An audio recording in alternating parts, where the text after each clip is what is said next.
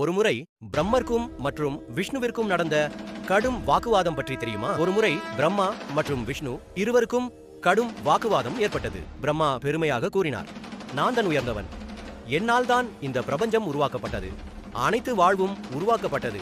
விஷ்ணு அமைதியாக கூறினார், ஆனால் நான் இல்லாமல் நீ உருவாக்கியதை அனைத்தும் நான் பராமரிக்காமல் விட்டு இருந்தால் எல்லாம் குழப்பமாகிவிடும்.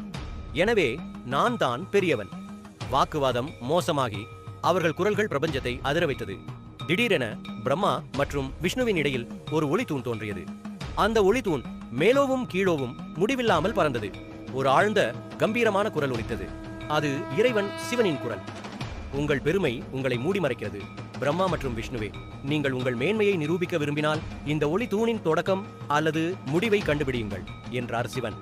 பிரம்மா தன்னை உயர்வாக நிரூபிக்க துடித்தார். அவர் ஒரு அன்னமாக மாறி தூணின் மேல் பகுதியை தேட பறந்தார்.